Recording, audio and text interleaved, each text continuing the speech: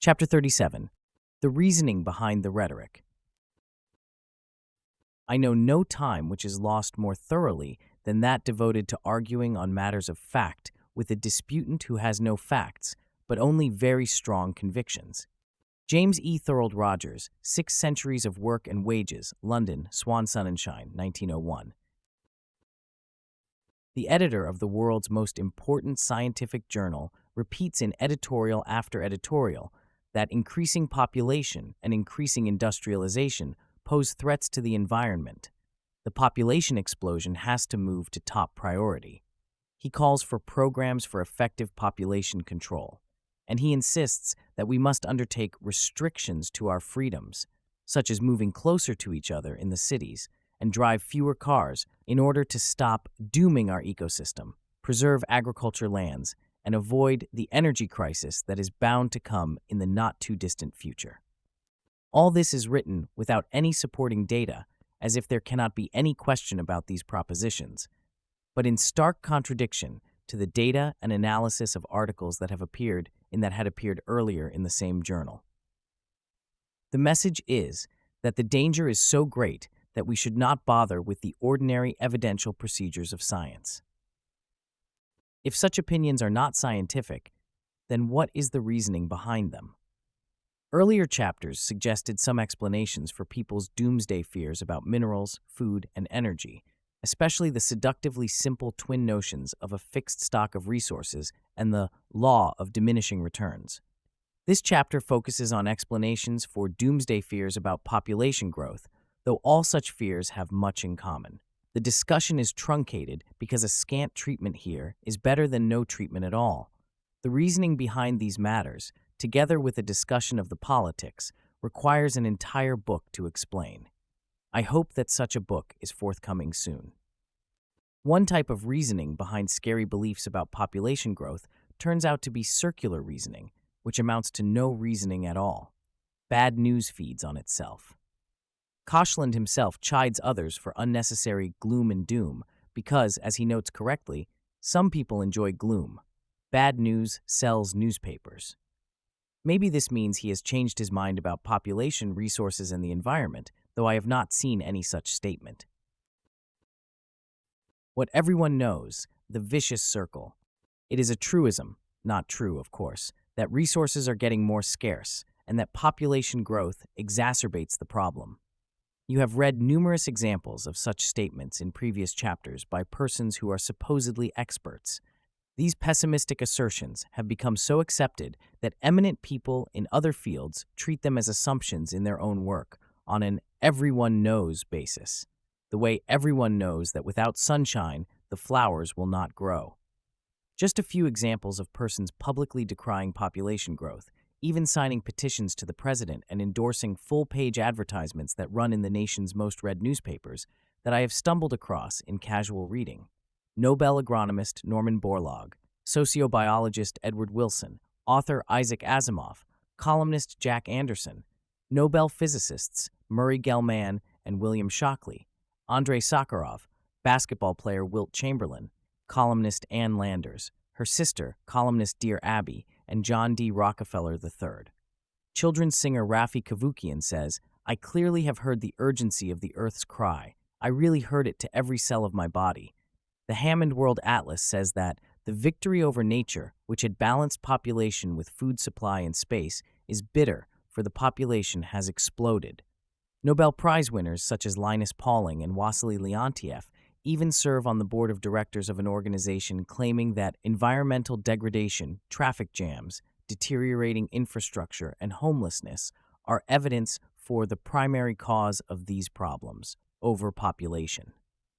And there is a bucket more, including newspaper editorial writers, U.S. senators and representatives. During his campaign for the presidency and then the vice presidency of the United States, A1 Gore said that the Earth's environment must and will become the central organizing principle of the post-Cold War world, told the American Statistical Association of a dramatic change in the relationship between the human species and the Earth, and said that of the causes, number 1 is population.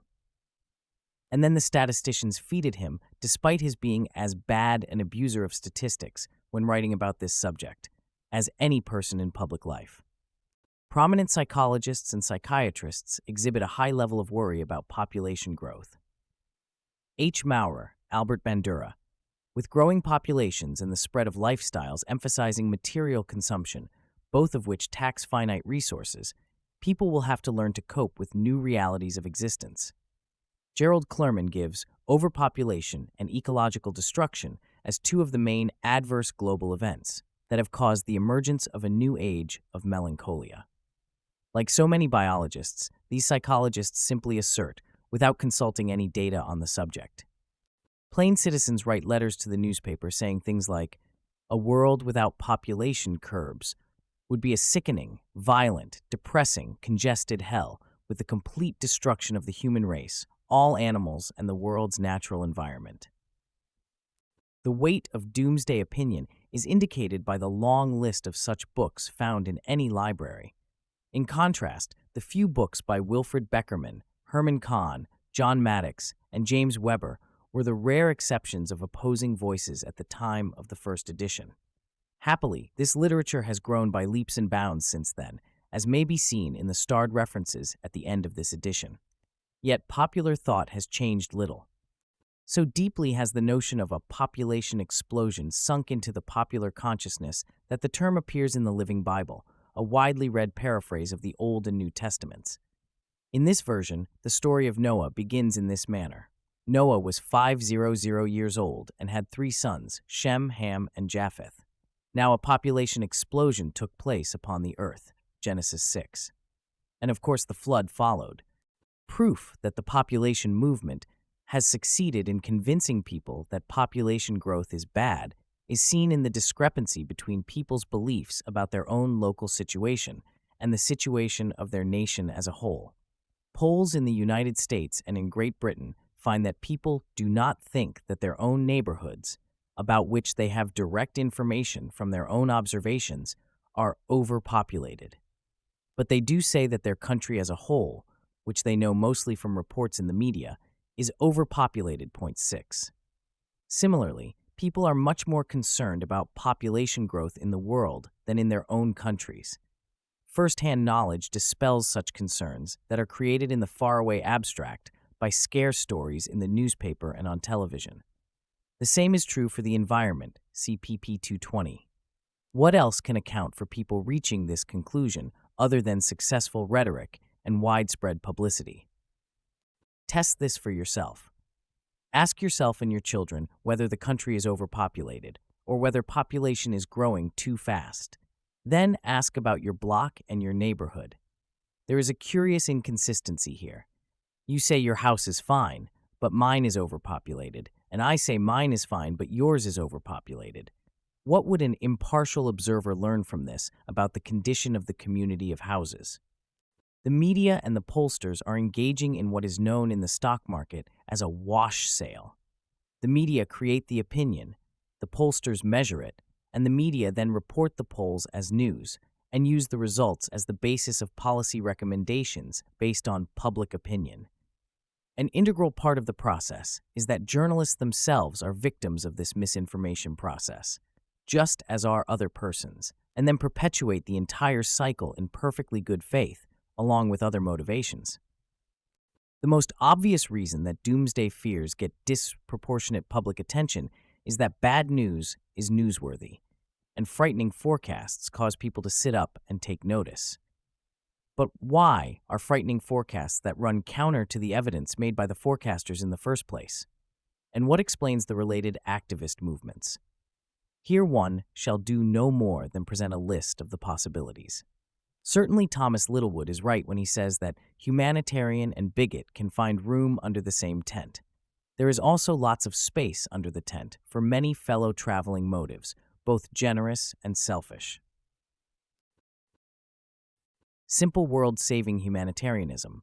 Many people who give time and money to population activities are unmistakably motivated by sincere goodwill.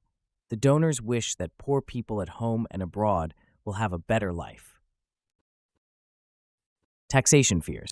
The haves naturally worry that there will be an increase in the number of have-nots to be supported at public expense, both domestically and internationally.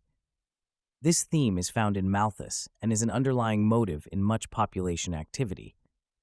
Where the have-nots differ racially from the haves, it is difficult to separate this motive from racism. Supposed economic and political national self-interest. The pull-up-the-ladder lifeboat ethics of Garrett Hardin. We are fighting for places in a small lifeboat that is the earth. And so every life saved this year in a poor country diminishes the quality of life for subsequent generations, is a dramatic elaboration of the self-interest motive. Fear of anti-Western ideologies. The belief that communism and, more recently, various anti-Western political movements would win out in the poor countries has caused some people in rich countries to want to reduce population growth in the poor countries. In the Cold War between the communist bloc and the free world, in every area where the red penetration is most successful, the Middle East, Indonesia, Japan, Guatemala, British Guiana, and North Africa, population pressure is severe and increasing. One of the most potent factors in the success of the Reds in their campaign for world domination. Dislike of business. Some people dislike business because of its self-interest profit motive, and they attribute to business people a desire for the larger markets population growth brings. In reaction, they favor population reduction. Others, Thomas Mayer suggests, charge business with polluting and wasting resources because they want to transfer control of economic activity to the government. He further suggests that this desire is a sequel to the attempt to shift control to government experts on the grounds of greater efficiency, an argument now wholly discredited. Belief in the superiority of natural processes. Some people feel that the use of resources by humans is a disturbance of the natural ecological order, and that each such disturbance is likely to be damaging in the long run. For some, this reflects an assumption that natural systems are so complex that human interference, even just increased numbers, is bound to result in unexpected destruction. For others, a mystical or religious faith underlies this belief. Religious antagonisms. Religious groups worry that other groups' higher birth rates will make them more powerful. In the past, for example, U.S. Protestants have feared population growth by U.S. Catholics, and Hindus in India fear the higher birth rates of Muslims. Racism. Bolstering anecdotal evidence that racism has been a key motivation in domestic and international population activities are data showing that the opening of state-supported birth control clinics is closely related to the concentrations of poor Black people in various states. As of 1965, 79% of the new state-supported clinics in the United States were in the 10 states of Alabama, Arkansas, Florida, Georgia, Kentucky, Mississippi, North Carolina, South Carolina, Tennessee, and Virginia, which had only 19% of U.S. population. Analysis that holds per capita income constant shows that the proportion of Blacks in a local population was closely related to the density of family planning clinics. It seems reasonable to conclude that Southern society's birth control policies were motivated, at least in part, by the desire to reduce the fertility of Blacks. The motivation may be racial antagonism, or it may be that Southern whites believe that Blacks make welfare demands upon the state in excess of their contributions, or both together. The belief of the better educated that they know what is best for the less educated. Many unselfish, well-off persons think they know better than do poor people what is good for the poor and for the world. Most of us secretly believe that we know how some others should live their lives better than they themselves know. But this belief matters only when it is hitched up with arrogance and the willingness to compel others to do what we think they ought to do. Lack of historical perspective. Absence of a sense of history clearly is an important cause of doomsday fears. A bad reversal in some positive trend line, say the 1973 oil price rise or the bad harvests in the early 1970s, leads people to chart just a few years' experience prior to the bad turn of events, and then to extrapolate a negative future trend.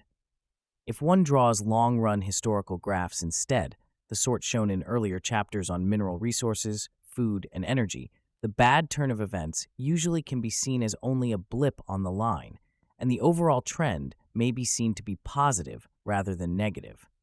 The doomsayers avoid confronting historical experience by saying that their interest is the future rather than past.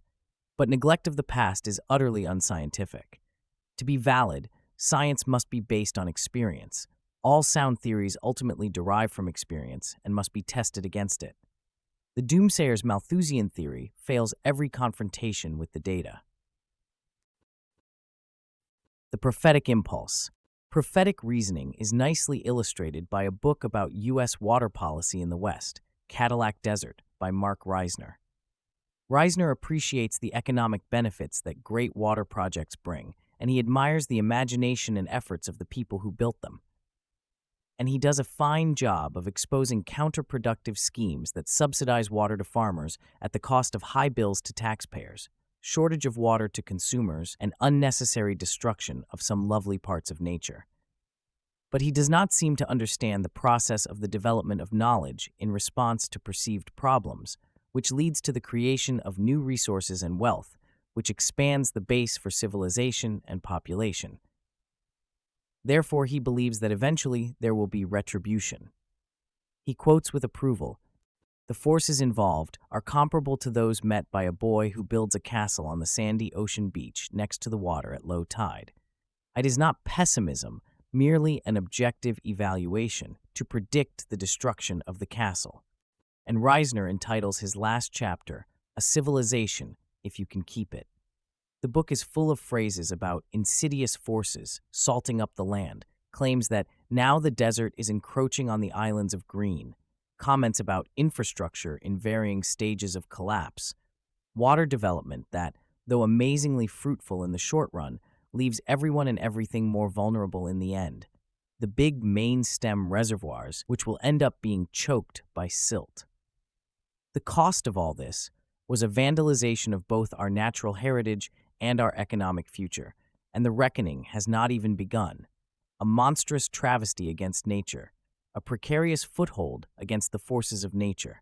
He is sure that somewhere down the line our descendants are going to inherit a bill for all this vaunted success, and they may find themselves wishing that we had left things pretty much as they were, though if we had, there would be no basis for the lives of they. He writes that, like so many great and extravagant achievements, from the fountains of Rome to the federal deficit, the immense national dam construction program that allowed civilization to flourish in the deserts of the West contains the seeds of disintegration. He expects us to share the hoary fate of almost every irrigated civilization. In brief, the empire of nature must strike back. Construction now means destruction later, because construction means using up resources, in his view, rather than building up resources. We must pay the piper's price sometime, because we've overdrawn our account with nature, in this view. The only sound course is to mend our evil ways, to pull in our horns and live ascetically. Such has been the voice of prophecy in all times. Fitness of the human race. Improvement of the human race, or of the genetic quality of one's own countrymen, has in the past been one of the important motives of population activists, especially with respect to immigration and sterilization policies. Indeed, eugenics, which should not be confused with the scientific discipline of genetics, was one of the main themes of Margaret Sanger, the same woman whom I honor for her work in helping people have children by choice, not chance. More children from the fit, less from the unfit, that is the chief issue of birth control, she wrote. She said that she sought first to stop the multiplication of the unfit. This appeared the most important and greatest step towards race betterment. 19. She also lamented that the United States had not enacted immigration laws before 1907 to bar those with mental, physical, communicable, or loathsome disease, and also illiterate paupers, prostitutes, criminals, and the feeble-minded. Had these precautions been taken earlier, our institutions would not now be crowded with moronic mothers, daughters, and granddaughters, 3 generations at a time, all of whom have to be supported by taxpayers who shut their eyes to this condition, admittedly detrimental to the bloodstream of the race. Belief in eugenics also was the intellectual foundation of Nazi murder policies, of course, as black a page as there is in human history. The roots of the eugenics motive are some compound of unproven genetic ideas about intelligence and physical health, unselfish devotion to mankind, and narrow in-group preferences. See the next chapter. The proponents of eugenics have been sufficiently successful in politicking over the decades so that tax monies are being used to involuntarily sterilize poor people, often black, without medical justification. As a result of the eugenics movement, which has been an intertwined partner with the population control movement for decades, there are laws now on the books of 30 states providing for the involuntary sterilization of the mentally defective. In famous exemplary cases, a perfectly normal young black woman was sterilized under the guise of being given a birth control shot, and a childless married woman who went to have a small uterine tumor removed was sterilized without her knowledge or consent.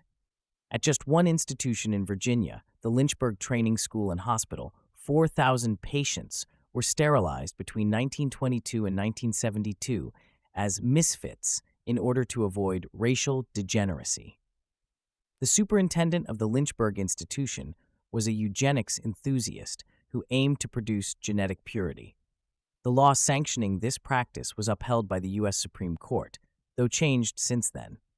And in 1976, a North Carolina law was upheld in state and federal courts that permitted the sterilization of mentally retarded or mentally ill persons. Sterilization could be authorized if, because of a physical, mental, or nervous disease or deficiency which is not likely to materially improve, the person would probably be unable to care for a child or children, or because the person would be likely, unless sterilized, to procreate a child or children, which probably would have serious physical, mental, or nervous deficiencies. Furthermore, certain health officers were given the duty of starting the process if 1. Sterilization is in the best interest of the mental, moral, or physical improvement of the retarded person. 2. Sterilization is in the best interest of the public at large. 3. The retarded person would be likely, unless sterilized, to procreate a child or children who would have a tendency to serious physical, mental, or nervous disease or deficiency, or, because of a physical, mental, or nervous disease or deficiency which is not likely to materially improve, the person would be unable to care for a child or children.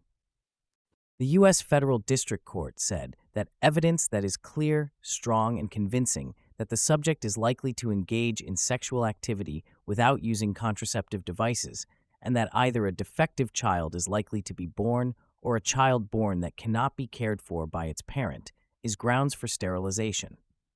Perhaps most frightening, the Supreme Court of North Carolina stated that the state may sterilize because the people of North Carolina also have a right to prevent the procreation of children who will become a burden to the state. In other words, if you do poorly on an IQ test, or if a physician says that you are mentally ill, both of which could happen to most of us under certain circumstances, as happened to many anti-government activists in the USSR, then you could be forcibly sterilized. A typical eugenics impulse. The California firm of Robert Clark Graham obtained the sperm of 5 Nobel laureates, the first volunteer being Nobelist William Shockley, who has argued that whites are inherently smarter than blacks. Graham hopes to improve the intelligence of Americans by disseminating this sperm. Eugenics thinking is much involved with particular values, as discussed in the next chapter. Conclusion. Though an important motivation of many people working against population growth surely is the simple goodwill desire to help poor people get ahead, now and in the future, not absent from this movement, are the beliefs that A, poor people, and especially poor non-white, non-Anglo-Saxon, non-Protestants, are inherently inferior, and B, the present and future well-being of all U.S. Taxpayers will be best served by reducing the birth rate among these peoples and immigration of them. These ideas are not only dangerous, but are scientifically unfounded. And these beliefs have led to shocking prescriptions. Do not lower the death rate of poor people and get the poor not to reproduce, even if the means used are economic pressure or physical coercion. We even hear something like this from the editor of the most important scientific journal in the world. To feed starving populations is desirable, but if new crops help add 1 billion people to a crowded globe, is that necessarily good? Having government exert pressure, domestically with sterilization laws and policies, and internationally by tying food aid to fertility reduction, would be questionable at best, even if the scientific propositions upon which these policies are founded were objectively supported. But these policies are not scientifically warranted. Even less noble, some part of the motivation in population campaigns is pure selfishness, the desire to keep for ourselves what we can, against the supposed but non-existent drains of our resources by the children of the poor and non-whites, and by the yellow and brown peril of immigration. This is the witch's brew at its nastiest.